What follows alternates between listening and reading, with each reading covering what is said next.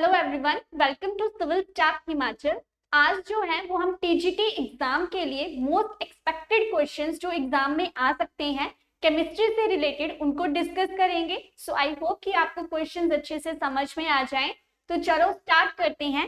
Question 1 that is nylon threads are made up of. कि जो nylon है, आपने पॉलीमर केमिस्ट्री में पढ़ा होगा नायलॉन के बारे में। तो क्वेश्चन ये है कि जो नायलॉन के थ्रेड हैं वो किससे बने होते हैं। And the options are polyethylene polymer, polyvinyl polymer, polyester polymer या polyamide polymer। तो ध्यान से देखो कि नायलॉन जो होता है वो क्या है, कंडेंसेशन पॉलीमर है। दो रिएक्टेंट्स जब आपस में मिक्स होंगे उनकी आगे पॉलीमराइजेशन होगी, तब जाके क्या होता है, नायलॉन 6 की फॉर्मेशन जो है वो देखने को मिलती है। नायलॉन क्या है, एक सिंथेटिक फाइबर है, आपने अपनी डेली लाइफ में देखा भी होगा। शाइनिंग इन नेचर होता है, ठीक है, आग बहुत जल्दी पकड़ लेता है, फ्लेमेबल होता है। But according to the question वो इसमें से किससे बना होता है, तो देखो नायलॉन जो है वो नाइट्रोजन कंटेनिंग कंपाउंड से बना होता है। सो इथाइलिन से वो बन नहीं सकता, पॉलीविनाइल से भी नहीं बन सकता क्योंकि पॉलीविनाइल क्या है, पीवीसी बनाने के काम आता है, ठीक है। पॉलिएस्टर नहीं हो सकता। सो the right answer is option D, that is nylon threads जो है वो किससे बने होते हैं, पॉलीएमाइड पॉलीमर से जो है वो बने होते हैं। अगर मैं बात करूं तो यहाँ पे देखिए कि जो नायलॉन है उसकी ड्यूरेबिलिटी क्या है, ज्यादा है। स्ट्रेंथ जो होती है वो स्ट्रॉन्ग होती है, और ये क्या होते हैं, बहुत ज्यादा थिन थ्रेड्स होते हैं लाइक दिस। आप अपनी डेली लाइफ में रोज इसे देखते हैं। अब ये बनता कैसे है, जब आप एडिपिक एसिड और हेक्सामिथाइलिन डायमीन की कंडेंसेशन पॉलीमराइजेशन करवाते हो तो आपको वहां पे नायलॉन 6 की फॉर्मेशन जो है, ये नायलॉन 6 की फॉर्मेशन जो है वो देखने को मिलती है। रिमेंबर दिस, एक क्वेश्चन यहाँ से ये भी बन सकता है कि जब आप नायलॉन 6 बनाते हो तो वहां पे किन दो रिएक्टेंट्स का यूज जो है वो किया जाता है। सो कौन कौन से हैं, adipic acid, clear, and next is hexamethylene diamine. तो देखिए this is nitrogen containing compound, that is why your answer is what, polyamide. Polyamide threads का जो क्या किया जाता है यहाँ पे यूज किया जाता है। क्लियर है। चलिए नेक्स्ट क्वेश्चन देखते हैं।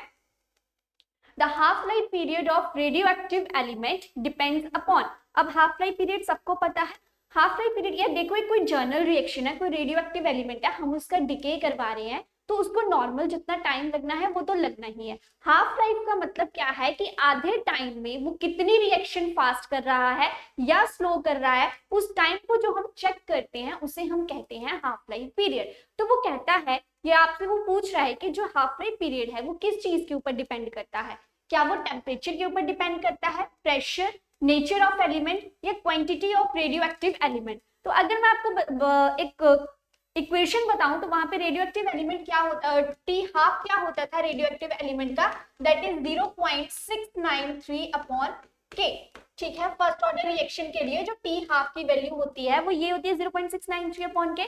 सो यहीं से हमें पता चल रहा है कि ना तो ये टेम्परेचर पे डिपेंड कर रहा है, ना तो प्रेशर पे डिपेंड कर रहा है, ना ही ये क्वांटिटी पे डिपेंड कर रहा है। ये किसके ऊपर डिपेंड करता है, कि ये सिर्फ नेचर के ऊपर डिपेंड करता है कि आपका जो रेडियो एक्टिव एलिमेंट है वो कौन सा है। अगर वो एक हाईली स्टेबल है तो उससे टाइम ज्यादा लगेगा, अगर वो बहुत ज्यादा रिएक्टिव है तो वो फटाफट से हाफ लाइफ पीरियड में भी रिएक्शन क्या कर सकता है, कंप्लीट कर सकता है। अब जैसे मैं यूरेनियम की बात करूं तो वो क्या है, सबसे अच्छा रेडियोएक्टिव एलिमेंट है, तो हो सकता है कि उसका हाफ लाइफ पीरियड जो है वो जल्दी आ सकता हो। सो इसके लिए हमें ना तो टेम्परेचर की जरूरत होती है, ना ही वो प्रेशर के ऊपर डिपेंड करता है, ना ही वो क्वांटिटी के ऊपर डिपेंड करता है।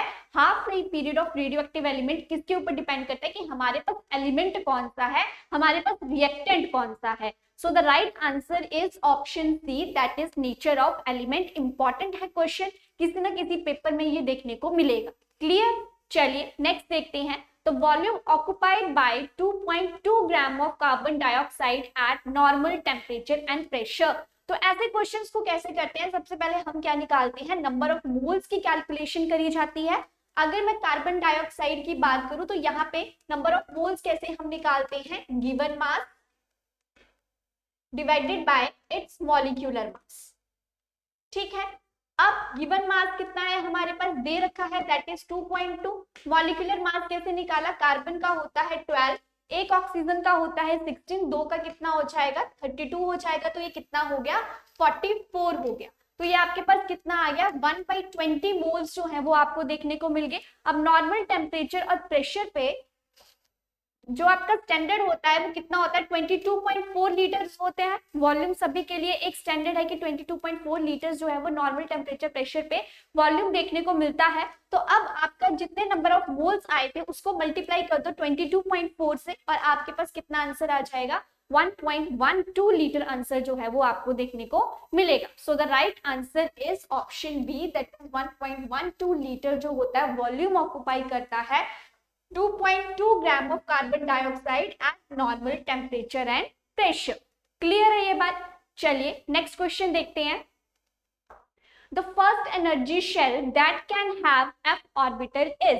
एफ ऑर्बिटल की वो एनर्जी शेल के बारे में बात कर रहा है, वो पूछ रहा है फर्स्ट है, सेकंड है, थर्ड है या फोर्थ है। अब क्वांटम नंबर्स के बारे में सभी ने पढ़ा हुआ है, कौन कौन से होते हैं, principal quantum number, orbital quantum number, next आपका आता है magnetic quantum number and then आपका आता है स्पिन क्वांटम नंबर। अगर मैं नॉर्मल एन की बात करूं तो ये क्या है, हमें शेल्स के बारे में बताता है, नॉट शेल्स, ये हमें ऑर्बिटल्स के बारे में बताता है। ठीक है, तो प्रिंसिपल क्वांटम नंबर में एन की वैल्यू 0 से लेके 1 2 सो एंड सो ऑन जा सकती है। ठीक है, इसे आप क्या कहते हो, प्रिंसिपल क्वांटम नंबर कहते हो, प्रिंसिपल क्वांटम नंबर। ऐसे ही एल क्या है आपका, ऑर्बिटल क्वांटम नंबर है, या फिर आप इसे ऑर्बिटल एंगुलर क्वांटम नंबर भी कहते हो, या फिर आप यहाँ पे जहाँ पे मैंने ऑर्बिटल्स बताया यहाँ पे आप ये भी लिख सकते हो कि ये हमें शेल्स के बारे में बताता है और एल जो है वो हमें सब शेल्स के बारे में जो है वो चीजों के बारे में बताता है। तो वो कह रहा है कि ऑर्बिटल्स में उसकी एनर्जी शेल कितनी होगी। तो यहाँ पे क्या होता है, if your l is 0 then it is the s orbital, 1 2 3 होगा तो ये आ जाएगा s P D and f. तो उसने क्या पूछा हुआ है कि first energy shell that can have f orbital, so the right answer is option D, क्योंकि वो कहाँ पे आ रहा है 1 2 3 4 पोजीशन पे जो है वो आपको देखने को मिल रहा है। क्योंकि जब एन की वैल्यू क्या है 0 है, यहाँ पे एन की वैल्यू क्या है नॉट 0, एन जो होता है वो 0 से स्टार्ट नहीं होता है, एन जो होता है वो 1 2 3 और 4 से स्टार्ट होता है। सॉरी यहाँ पे मिस्टेक हो गई, आई विल एक्सप्लेन अगेन। देखो 4 क्वांटम नंबर्स होते हैं, principal quantum number, orbital quantum number, magnetic quantum number and spin quantum number. जो आपका प्रिंसिपल क्वांटम नंबर है that is denoted by alphabet n, जो हमें शेल्स के बारे में बताता है, जहां पे वो बताता है कि आपके एन की वैल्यू जो है वो 1 से स्टार्ट होती है, नॉट स्टार्ट फ्रॉम द 0। ठीक है, और एल की जो वैल्यू होती है वो 0 से स्टार्ट होती है। क्लियर है? सो अगर आपके पास एन इज इक्वल्स टू कितना है 1 है तो वहां पे आपको एस ऑर्बिटल जो है वो देखने को मिलेगा एंड लाइक दिस वो सो ऑन चलते जाएंगे। बट जो आपकी ऑर्बिटल क्वांटम नंबर की वैल्यू है वो आपकी स्टार्ट होती है, एल कहां से स्टार्ट होता है 0 से स्टार्ट होता है। सो इन्होंने क्या पूछा हुआ था, शेल के बारे में पूछा हुआ था। तो शेल के बारे में हमें कौन बताता है, एन बताता है, और उन्होंने बोला था कि एफ ऑर्बिटल की कितनी होगी, तो n is equals to 1 2 3 and 4। तो ये आ जाएगा आपका S P D and F. So this is F orbital. So कौन सी थी आपकी 4, एन इज इक्वल्स टू कितना था आपके पास 4 था, तो मतलब 4th शेल में आपको एफ ऑर्बिटल जो है वो देखने को मिलेगा। That is why the correct answer is option D. Clear है इतनी सी बात? चलिए नेक्स्ट देखते हैं। The maximum number of elements in the third period is. वो कह रहा है कि जो आपका थर्ड पीरियड है उसमें कितने नंबर ऑफ एलिमेंट्स हैं, 8 18 32 या फिर 8 to 18। अगर अब मैं बात करूं, उन्होंने पूछा हुआ है पीरियड्स के बारे में। So according to the modern periodic table that was discovered by the Henry Moseley, उन्होंने बोला था कि जो हम आज के टाइम में पीरियोडिक टेबल यूज करते हैं that is depend upon the increasing order of the atomic numbers, जहां पे उन्होंने 18 ग्रुप्स बनाए थे और क्या बनाए थे, 7 पीरियड्स बनाए थे। तो आपको ये भी याद होना चाहिए, इस साइड ग्रुप्स होते हैं, इस साइड आपके पीरियड्स होते हैं। ठीक है, तो आपकी जो हॉरिजॉन्टल लाइंस हैं, एक होती है हॉरिजॉन्टल लाइंस, एक होती है वर्टिकल लाइंस। सो ये वर्टिकल लाइंस है लाइक दिस, और जो इस साइड जाएगा उसको हम क्या कहेंगे, हॉरिजॉन्टल लाइंस कहेंगे। सो देयर आर कितने ग्रुप्स हैं, 18 ग्रुप्स हैं, और कितने पीरियड्स हैं आपके पास, 7 पीरियड्स हैं। ठीक है, अगर मैं नॉर्मल बात करूं तो यहाँ पे हाइड्रोजन होता है, यहाँ पे helium, lithium and then sodium. ठीक है, और लिथियम के सामने आपका यहाँ पे क्या आता है, जैसे मान लो बोरोन फैमिली अगर मैं स्टार्ट कर दूं तो यहाँ से आएगा, अब यहाँ पे ये जगह खाली होती है क्योंकि डी ब्लॉक जो है वो इस वाली शेल से स्टार्ट होता है। तो आपके पास कितने एलिमेंट्स जो है वो देखने को मिलेंगे थर्ड पीरियड में, that is option A, 8 elements जो है वो आपको देखने को मिलेंगे। पीरियोडिक टेबल सबको बनाना आना चाहिए क्योंकि पीरियोडिक टेबल से टीजीटी के पेपर में बहुत सारे क्वेश्चंस जो हैं वो देखने को मिलते हैं। Clear? So let's see the periodic table. See these are periods, these are groups. उन्होंने बात की थी थर्ड पीरियड की, काउंट कर लो 1 2 3 4 5 6 7 8 एलिमेंट्स जो है वो आपको थर्ड पीरियड में देखने को मिलेंगे। सो ऐसे क्वेश्चन जो है वो पहले भी पेपर में आ चुके हैं और ये भी क्वेश्चन क्या है, इंपॉर्टेंट है, वो नॉट ओनली थर्ड का ही, वो किसी भी पीरियड के बारे में या किसी भी ग्रुप के बारे में जो है वो आपसे पूछ सकते हैं। सो अकॉर्डिंग टू अभी जो क्वेश्चन पूछा गया था कि थर्ड पीरियड में कितने एलिमेंट्स हैं, तो थर्ड पीरियड में आपके 8 एलिमेंट्स जो हैं वो देखने को मिलते हैं। टोटल ग्रुप कितने हैं 18, टोटल पीरियड कितने हैं 7। ठीक है, this side is known as the s block, this is p block, it is d block और नीचे क्या आता है आपका एफ ब्लॉक आता है। क्लियर? चलिए नेक्स्ट देखते हैं। उसके बाद है the bond order of C2 molecule is. अब सभी ने मॉलिक्यूलर ऑर्बिटल थ्योरी पढ़ी होगी। This question is based upon molecular orbital theory, जिसमें वो क्या कहता है, देखो बॉन्ड ऑर्डर पूछा हुआ है, पहले हम जनरल चीजें देख लेते हैं। बॉन्ड ऑर्डर क्या होता है, फॉर्मूला है that is 1/2 number of bonding electrons minus number of anti bonding electrons. I hope कि ये सबको फॉर्मूला पता होगा कि बॉन्ड ऑर्डर का ये फॉर्मूला होता है कि आपने क्या करना होता है, बॉन्डिंग माइनस एंटी बॉन्डिंग के इलेक्ट्रॉन डिवाइडेड बाय उसको कर देना है 2 से। और बॉन्ड ऑर्डर होता क्या है, 1/2 of the difference between the number of electrons present in the bonding and the anti bonding orbitals. A का मतलब है यहाँ पे कि बॉन्डिंग में प्रेजेंट है और बी का मतलब क्या है, anti bonding electrons present in the molecular orbitals. अगर मैं बॉन्ड ऑर्डर की बात करूं तो जो मॉलिक्यूलर ऑर्बिटल थ्योरी है वहां पे हम ऐसे ऑर्बिटल्स बनाते थे लाइक दिस। यहाँ पे आपका आता था सिग्मा 1s, यहाँ पे आपका आता था sigma anti bonding 1s, this is 1s, this is 1s। ऐसे ही आगे जो है वो चलता था 2s ऑर्बिटल का, और उसके आगे जो आपका चलता था वो था आपका 2p ऑर्बिटल्स का, जहां पे आप इलेक्ट्रॉन्स को फिल करते थे। अब देखो हुआ क्या, कार्बन है, कार्बन की इलेक्ट्रॉनिक कॉन्फ़िगरेशन कितनी होती है 1s2 2s2 2p2, और C2 में टोटल कितने हो जाएंगे 6 + 6 12 हो जाएंगे। तो अगर आप इन्हें फिल करोगे तो sigma 1s2 then sigma anti bonding then sigma 2s2 sigma anti bonding 2s2 and pi 2px2 and pi 2p/2 में वो क्या होंगे, इलेक्ट्रॉन्स फिल किए जाएंगे। तो जब यहाँ पे आ गए तो अब देख लो कितना जो है वो आ जाएगा, इसका answer option D, that is आपको 3 जो है इसका बॉन्ड ऑर्डर देखने को मिलेगा। क्लियर है? चलिए ड्रॉ ही कर लेते हैं। See this is sigma 1s and sigma anti bonding 1s, या 2s का भी सेम ही चलेगा, तो मैं 2s से जो है वो स्टार्ट करती हूँ। ठीक है, sigma 2s and this is sigma anti bonding 2s। उसके बाद आपके आ जाएंगे 2p ऑर्बिटल लाइक दिस, और यहाँ पे आ जाएगा आपका पाई 2px एंड पाई 2py, इसके ऊपर आपका आ जाएगा पाई 2pz, यहाँ पे आपका आ जाएगा, यहाँ पे 2 ही आएंगे, पाई एंटी बॉन्डिंग 2px और पाई एंटी बॉन्डिंग 2py, और यहाँ पे आपका आ जाएगा पाई एंटी बॉन्डिंग 2pz। जब आप सिग्मा 1s और सिग्मा 2s में इलेक्ट्रॉन्स को फिल करोगे तो वो कंप्लीटली जो है वो यहाँ पे फिल हो जाएंगे। 2p में कितने थे, 2 थे लाइक दिस। तो जब ये दोनों फिल होंगे तो ये ऐसे फिल होंगे, इसलिए जो आपकी इलेक्ट्रॉनिक कॉन्फ़िगरेशन बनी वो क्या बनी, sigma 1s2 sigma anti bonding 1s2 sigma 2s2 sigma anti bonding 2s2 pi 2px2 and pi 2py2। Clear है इतनी सी बात? तो देखो फॉर्मूला था bonding b minus A, that means कि आपने इनको माइनस कर देना है। तो कितने हैं आपके पास, पहले बॉन्डिंग में देख लेते हैं, 1 2 3 4 5 6 7 8। क्लियर है? और एंटी बॉन्डिंग में कितने हैं, 1 2 3 4,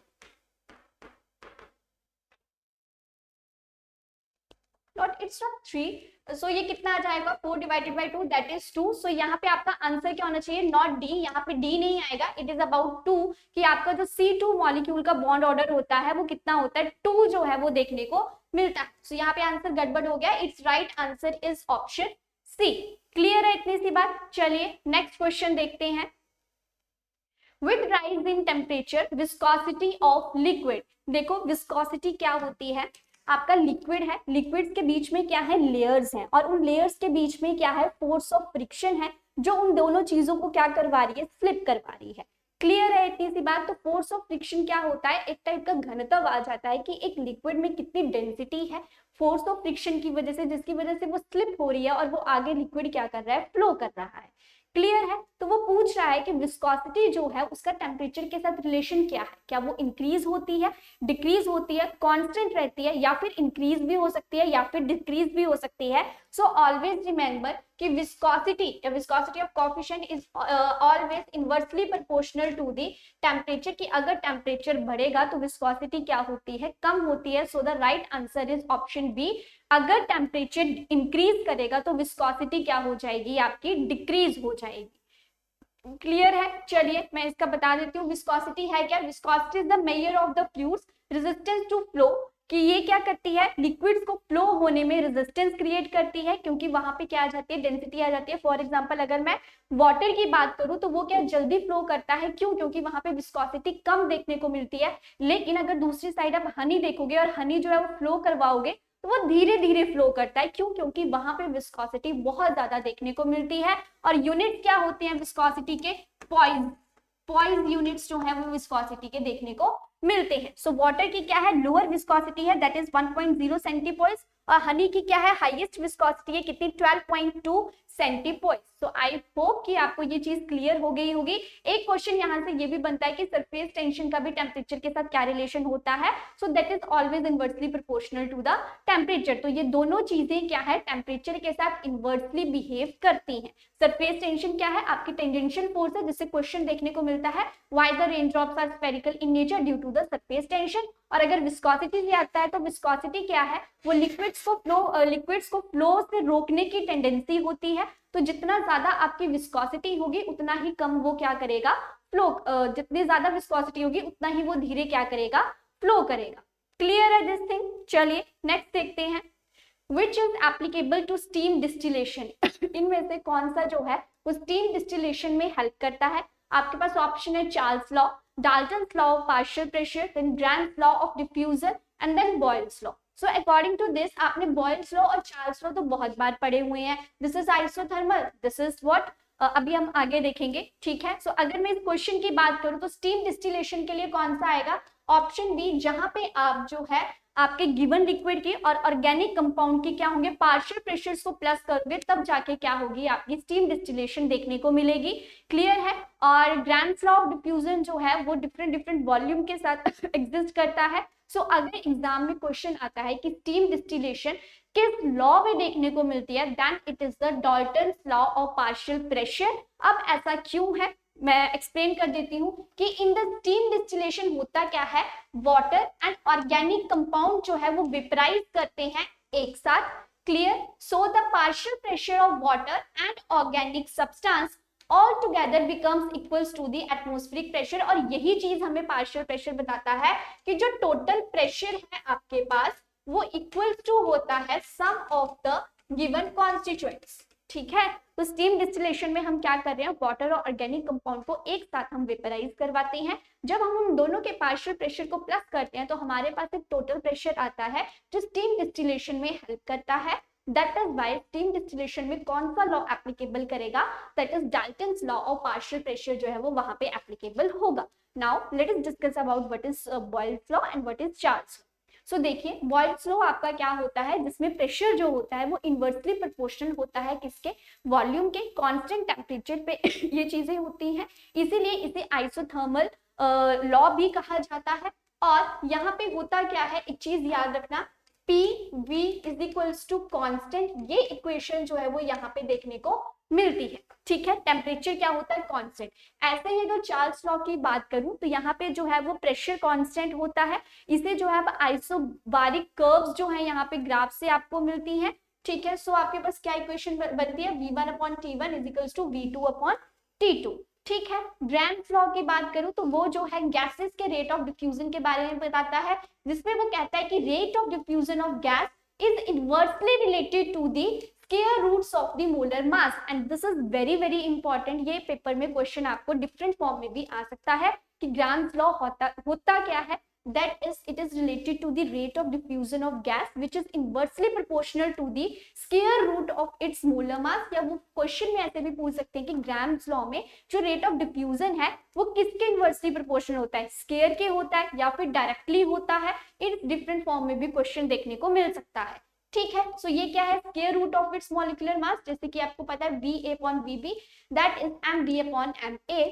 तो क्या है, इनवर्सली प्रोपोर्शनल है किसके, square root of its molar mass के। और ग्राम्स लॉ किससे जो है वो डील करता है, that it deals with the rate of diffusion of the gases.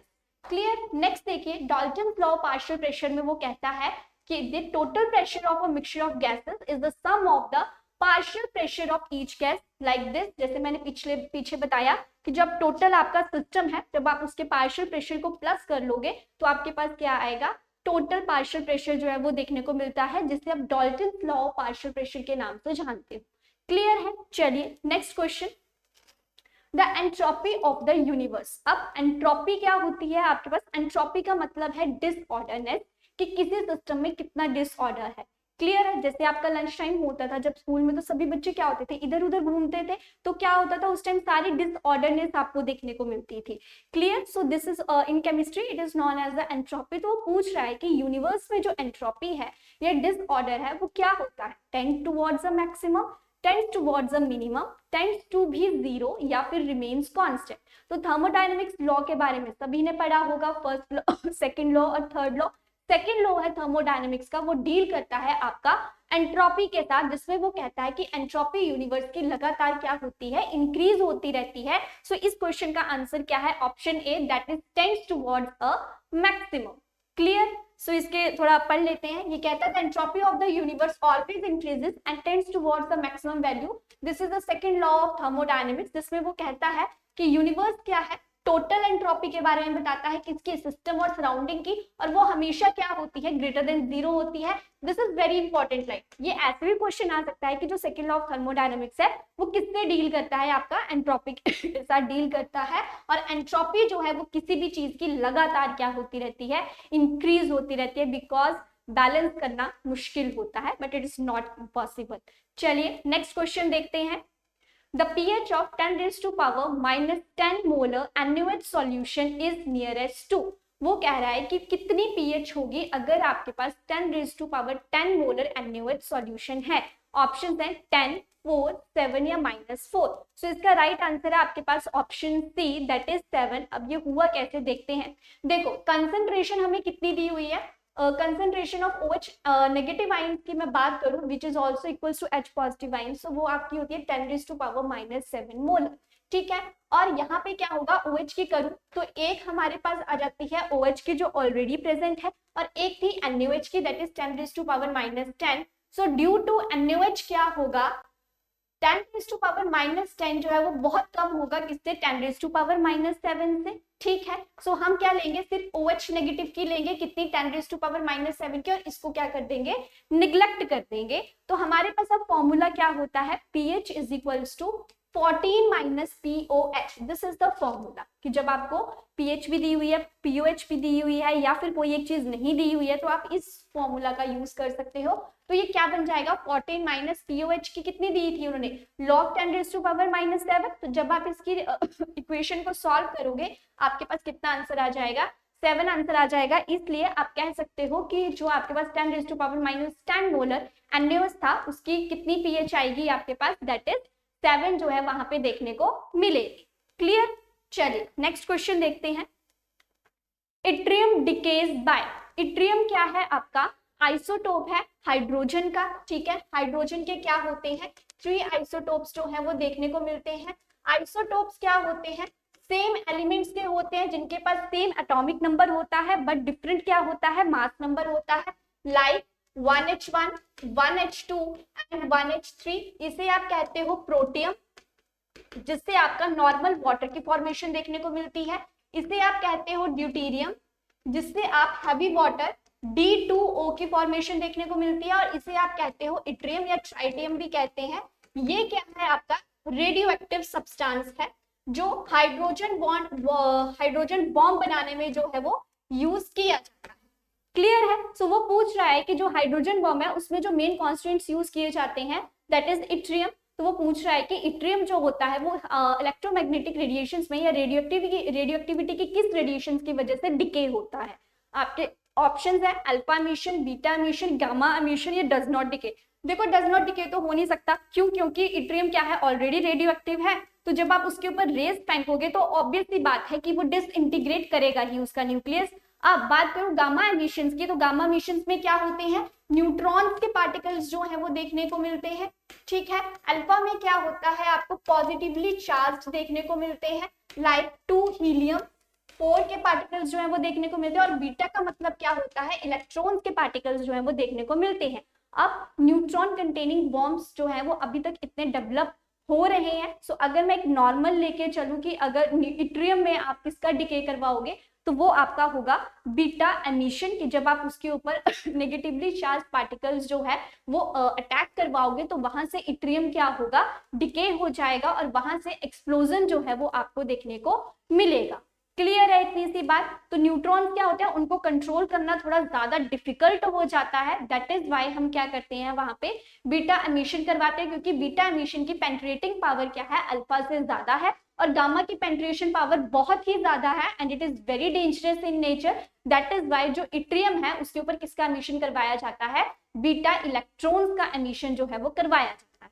Clear है? So option B is the right answer. Next है sodium is used in nuclear reactor as, कि सोडियम जो है वो न्यूक्लियर रिएक्टर्स में use किया जाता है। ठीक है। न्यूक्लियर चेन रिएक्शंस होती है जिसमें न्यूट्रॉन्स को क्या करना होता है, कंट्रोल करना होता है। तो वहां पे जो है हैवी वाटर को एज अ मॉडरेटर, D2O को एज अ मॉडरेटर यूज किया जाता है। तो वो पूछ रहा है कि सोडियम को किस में यूज किया जाता है, as a moderator, reducing agent, coolant या फिर ऑक्सीडाइजिंग एजेंट। देखो मॉडरेटर तो नहीं यूज करेंगे क्योंकि इसमें जो है वो ग्रेफाइट और D2O that is heavy water deuterium oxide का यूज किया जाता है। रिड्यूसिंग एजेंट और ऑक्सीडाइजिंग एजेंट भी नहीं हो सकते। तो इसका राइट आंसर क्या है, एज अ कूलेंट हम लिक्विड सोडियम का यूज करते हैं न्यूक्लियर रिएक्टर्स में। This is very very important question, ये पहले भी किसी पेपर में क्वेश्चन आया हुआ है। तो ऐसे क्वेश्चंस पेपर में देखने को मिलते हैं। Clear? So the right answer is option C, कि एज अ कूलेंट जो है हम सोडियम का यूज करते हैं in a nuclear reactor. Clear? Next question है आपके पास, व्हाइट कोल इज, सफेद कोयला के नाम से किसे जाना जाता है, यूरेनियम, आइस, डायमंड या हाइड्रो इलेक्ट्रिसिटी। सो सी, यूरेनियम क्या है, रेडियो एक्टिव एलिमेंट है, एक्सप्लोजन क्रिएट करेगा, तो इसे तो हम व्हाइट कोल नहीं कह सकते। आइस नहीं क्योंकि वो इजीली फॉर्म हो जाती है, डायमंड भी नहीं क्योंकि डायमंड क्या है, हार्डेस्ट एलिमेंट है और इसके डिफरेंट प्रॉपर्टीज है। सो व्हाइट कोयला क्या है, जो इजीली फॉर्म हो जाता है और जिसका यूज हमारे वर्ल्ड में सबसे ज्यादा किया जा रहा है। So the right answer is option C, that is hydro electricity, क्योंकि इसको जनरेट करना as compare to them easy है और इसका वर्ल्ड वाइड जो है वो यूज भी देखने को मिलता है। दैट इज वाई सफेद कोयला किसे कहा जाता है, बिजली उत्पादन को जो है वो सफेद कोयले के नाम से जाना जाता है।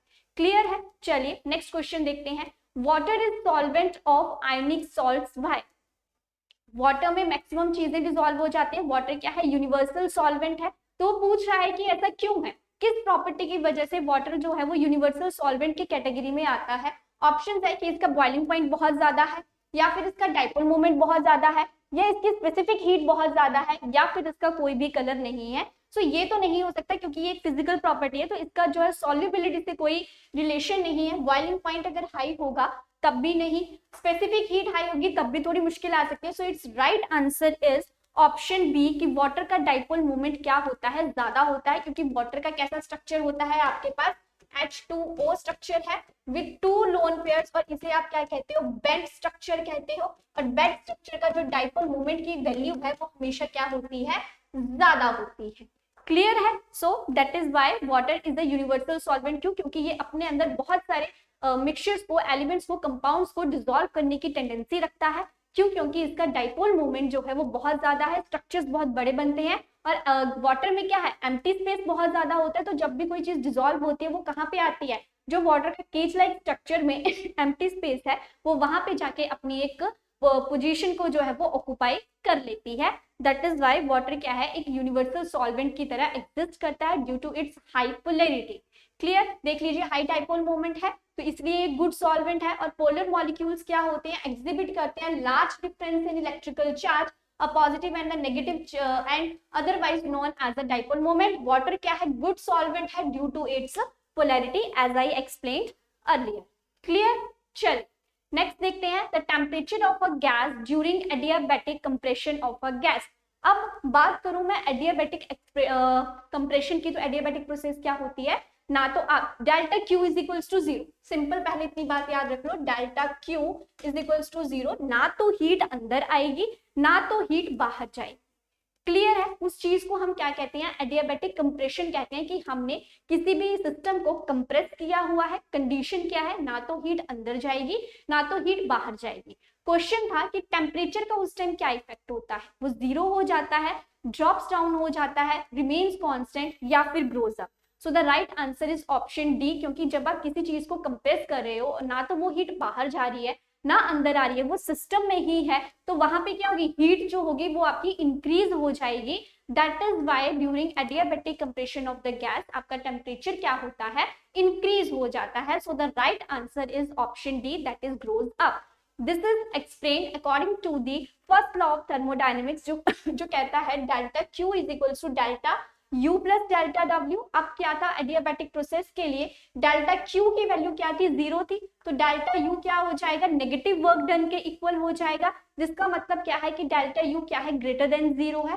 So no heat goes out, the work done on the system increases the internal energy, hence temperature of the gas also increases, क्योंकि नेगेटिव वर्क डन हो रहा है, इंटरनल एनर्जी क्या हो रही है, इंक्रीज हो रही है। Why? Because delta U is greater than 0, तो अगर इंटरनल एंथैल्पी इंक्रीज होगी तो टेम्परेचर भी क्या होगा, इंक्रीज होगा।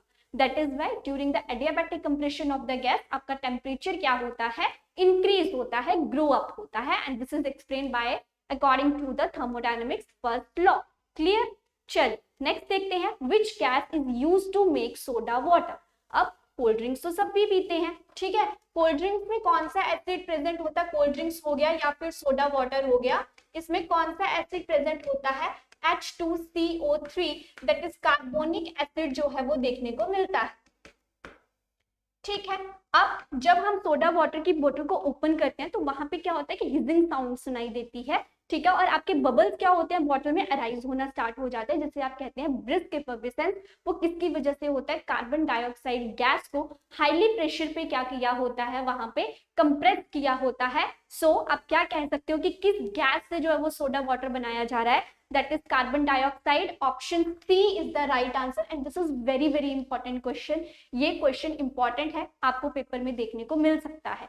क्लियर है? सो देखिए होता क्या है, कार्बन डाइऑक्साइड जो वो सोडा वाटर की प्रिपरेशन में यूज किया जाता है, और इस प्रोसेस को आप क्या कहते हो, कार्बोनेशन। ये क्वेश्चन भी पूछा जा सकता है कि कौन प्रोसेस का नाम क्या है, कार्बोनेशन है। क्या होता है, ब्रिस्क एफर्वेसेंस देखने को मिलती है, and this is according to the Henry's law, and this is very very very important. ये क्वेश्चन पेपर में पूछा जाता है कि आप सोडा वाटर की बॉटल्स को जो है वो किस लॉ के अकॉर्डिंग जो है वो कंप्रेस करते हो या उन्हें सील करते हो, then that is the Henry's law. Clear है? जहां पे क्या होता है कि हाई प्रेशर पे जो है वो चीजों को कंप्रेस करके, गैस को कंप्रेस करके जो है वो रखा जाता है।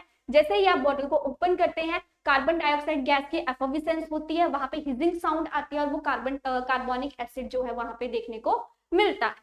क्लियर है इतनी सी बात? चलिए, और कभी कभी पेपर में ये भी क्वेश्चन पूछ लेते हैं कि जो कार्बोनेटेड वाटर है उनमें कौन सा एसिड देखने को मिलता है, H2CO3 कार्बोनिक एसिड जो है वो देखने को मिलता है। जब आप वाटर और कार्बन डाइऑक्साइड गैस को आपस में मिक्स करते हो तो आपके पास कार्बोनिक एसिड की फॉर्मेशन जो है वो देखने को मिलती है। क्लियर है? चलिए नेक्स्ट देखते हैं, Which of the following are called twin minerals? इनमें से ट्विन मिनरल्स किन्हें कहा जाता है? अगर मैं ट्विन मिनरल्स की बात करूं तो दो एलिमेंट्स ऐसे हैं जब वो आपस में मिक्स होते हैं तो वो एक दूसरे की लैटिस पोजीशंस को जो है वो ऑक्यूपाई कर लेते हो। So this question is from the solid state. तो आपके पास क्वेश्चन है कॉपर टिन, आयरन कोल, लेड जिंक या गोल्ड सिल्वर, किसे जो है वो ट्विन मिनरल के नाम से जाना जाता है। सो डायरेक्ट क्वेश्चन है, if you know this then you can attempt it directly. Clear? So the right answer is option C, lead और जिंक को क्या कहा जाता है, ट्विन मिनरल्स के नाम से जाना जाता है। क्लियर है? चलिए इसके एक्सप्लेनेशन देख लेते हैं। डेफिनेशन क्या है, intergrowth where host and twin are sharing a lattice plane और लैटिस डायरेक्शन, दोनों जो है वो एक दूसरे की लैटिस पोजीशन को क्या कर रहे हैं, ऑक्यूपाई कर रहे हैं। इस फॉर्म में जो है वो आपको टिन मिनरल्स जो है वो देखने को मिलते हैं, that is lead and zinc. तो होता क्या है, नॉर्मल ग्रोथ होती है जब क्रिस्टल की, तो lattice layers are added to the crystal face in same orientation as the previous one, and in some cases layers added in wrong orientation. तो क्या होता है, डिफरेंट फॉर्म का स्ट्रक्चर जो है वहां पे आपको देखने को मिलता है। क्लियर है, ट्विनिंग का पता चल गया कि क्या होता है, कौन कौन से थे, लेड और जिंक जो है वो इसका आंसर है, ट्विन मिनरल के नाम से इन्हें ही जाना जाता है। चलिए नेक्स्ट क्वेश्चन देखते हैं, which of the following is not present in salt water. Salt water क्या होता है, जो भी समुद्र में आपके आयंस पाए जाते हैं उसे हम क्या कहेंगे, सॉल्ट वाटर कहेंगे। देखो सॉल्ट वाटर नॉर्मली क्या है, NaCl, ठीक है, तो मतलब कि उसमें Na पॉजिटिव भी है और Cl नेगेटिव भी है। अब ये दोनों तो प्रेजेंट है, और अगर मैं बात करूं सॉल्ट वाटर की, तो पानी में क्या होता है, कैल्शियम और मैग्नीशियम के आयंस भी प्रेजेंट होते हैं, as you all know that. But aluminium जो है ना तो सॉफ्ट वाटर में प्रेजेंट है ना ही हार्ड वाटर में प्रेजेंट है। तो इस क्वेश्चन का आंसर क्या होगा, ये पूछता है कि सॉल्ट वाटर में कौन सा आयन प्रेजेंट नहीं होता है। So the right answer is option B, that is aluminium जो है वो सॉल्ट वाटर में देखने को नहीं मिलता है, बिकॉज इन जनरल आपका सॉल्ट वाटर क्या होता है, NaCl, सोडियम भी है, क्लोराइड भी है, कैल्शियम और मैग्नीशियम के आयंस भी वहां पे देखने को मिलते हैं, इवन सल्फेट के आयंस भी वहां पे देखने को मिलते हैं। बट एल्यूमिनियम के आयंस प्रेजेंट सॉल्ट वाटर में या नॉर्मल वाटर में भी प्रेजेंट नहीं होते हैं, that is why the right answer is option B, कि एल्यूमिनियम के आयंस सॉल्ट वाटर में प्रेजेंट नहीं होते हैं। क्लियर है, चलिए नेक्स्ट क्वेश्चन है आपके पास, the reaction of carbon monoxide with hydrogen at 300 degree Celsius. Carbon monoxide plus hydrogen है, 300 डिग्री सेल्सियस पे अगर आप इसकी रिएक्शन करते हो तो आपके पास किस चीज की फॉर्मेशन देखने को मिलेगी, मीथेन की फॉर्मेशन देखने को मिलेगी, और डेल्टा H होता है -113 किलो जूल पर मोल, that is it is what, highly exothermic reaction जो है वो आपको देखने को मिलेगी। क्लियर है, so the right answer is option A, that is methane जो है वो कैसे बनती है, जब आप वाटर गैस, इसे क्या कहते हैं, वाटर गैस कहते हैं, या फिर इसे क्या कहते हैं, सिन गैस कहते हैं, या फिर इसे सिंथेसिस गैस के नाम से भी जाना जाता है। जब आप उसे 300 डिग्री सेल्सियस पर हीट करते हो तो किस चीज की फॉर्मेशन देखने को मिलती है, मीथेन की फॉर्मेशन जो है वो देखने को मिलती है। और इसी के साथ एक और क्वेश्चन याद रख लेना कि जब कार्बन मोनोऑक्साइड और नाइट्रोजन आपस में मिलते हैं तो उस गैस को हम क्या कहते हैं, प्रोड्यूसर गैस कहते हैं। सो ये दोनों क्वेश्चन जो है वो इंपॉर्टेंट है, ये पेपर में पूछे जा सकते हैं कि प्रोड्यूसर गैस और वाटर गैस क्या होती है। तो कार्बन मोनोऑक्साइड दोनों में कॉमन है, अगर हाइड्रोजन है तो वाटर गैस है, और अगर नाइट्रोजन है तो प्रोड्यूसर गैस है। क्लियर है, और कार्बन वाटर गैस की जब आप हीट कर रहे हो उसको 300 डिग्री सेल्सियस पे, तो किस चीज की फॉर्मेशन देखने को मिलेगी, मीथेन की फॉर्मेशन जो है वो देखने को मिलेगी, that is why answer is option A. Clear, next question है, which isotope of uranium has the ability to continue the chain reaction that occurs in the nuclear reactor। देखो यूरेनियम के भी क्या होते हैं, डिफरेंट आइसोटोप्स जो हैं वो देखने को मिलते हैं। अब अगर मैं एक और क्वेश्चन की बात करूं तो एक क्वेश्चन ये भी आता है कि हमारे पूरे पीरियोडिक टेबल में कौन सा एलिमेंट ऐसा है जिसके सबसे ज्यादा नंबर ऑफ आइसोटोप्स देखने को मिलते हैं, तो वो है आपका पोलोनियम, जिसके कितने होते हैं, 27 आइसोटोप्स जो है वो देखने को मिलते हैं। बट क्वेश्चन में वो आपसे क्या पूछ रहा है, क्वेश्चन में उसने आपसे पूछा यूरेनियम का कौन सा आइसोटोप है जिससे सबसे ज्यादा न्यूक्लियर रिएक्शंस जो हैं वो देखने को मिलती हैं। कॉमन सा क्वेश्चन था, जो आपका एटम बॉम्ब था वो भी जो है वो इसी यूरेनियम के आइसोटोप से बना हुआ है। So the right answer is option C, that is uranium 235 isotope का यूज जो है वो जनरली न्यूक्लियर रिएक्शंस में देखने को मिलता है। क्लियर, लाइक दिस कि जब आप यूरेनियम 235 है, न्यूट्रॉन्स ने गामा रेडिएशन आई, ये जो है वो बेरियम में और क्रिप्टोन में क्या होता है, ब्रेकडाउन हो जाता है, न्यूट्रॉन्स जो है वो यहाँ से रिलीज हो जाते हैं। और आप कह सकते हो कि कौन सा रेडियोएक्टिव एलिमेंट यूरेनियम का कौन सा आइसोटोप था, यूरेनियम 235 का यूज जो है वो रेडियो एक्टिविटी में किया जाता है। सो वो कहता है uranium 235 is the only naturally occurring material which can sustain a fission chain reaction releasing large amount of energy. So ये भी याद रखना है कि इसमें कौन सी रिएक्शन हो रही है, न्यूक्लियर फिजन रिएक्शन जो है वो आपको देखने को मिलती है एटम बॉम्ब में। और दूसरा इसका एग्जांपल क्या होता है, न्यूक्लियर रिएक्टर होता है, कि जो न्यूक्लियर रिएक्टर में भी न्यूक्लियर चेन रिएक्शंस आपको देखने को मिलती हैं वो किस प्रिंसिपल के ऊपर आधारित है, दैट इज न्यूक्लियर फिजन के ऊपर। और अगर क्वेश्चन आता है कि सन और हाइड्रोजन बॉम्ब किस प्रिंसिपल के ऊपर बेस्ड है, तो वहां पे आंसर आएगा न्यूक्लियर फ्यूजन। ठीक है, फिजन क्या होता है, जब एक मॉलिक्यूल जो है वो डिफरेंट डिफरेंट डॉटर न्यूक्लियाई में ब्रेक डाउन हो जाता है, उसे फिजन कहते हैं। और जब छोटे छोटे मॉलिक्यूल्स आपस में मिलके एक बड़ा मॉलिक्यूल बना लेते हैं, बड़ा न्यूक्लियस बना लेते हैं, तो उसे हम कहते हैं फ्यूजन। फ्यूजन का मतलब होता है इकट्ठा होना। ठीक है, क्लियर है। सो कौन सा रेडियो एक्टिव एलिमेंट है जिसका हम नेचुरली फॉर्म में जो है वो यूज करते हैं रेडियो एक्टिविटी में for the gamma radiation, that is uranium 235। Principle क्या था, न्यूक्लियर फिजन था। Clear. So this is all about today. I hope कि आपको इस सेशन में हमने जितने भी क्वेश्चंस डिस्कस किए हैं वो आपको समझ में आ गए होंगे, and all this questions are important from your paper point of view. So आप इनको अच्छे से स्टडी कर लेना, फिर नेक्स्ट सेशन में अगले क्वेश्चंस करेंगे। Thank you so much.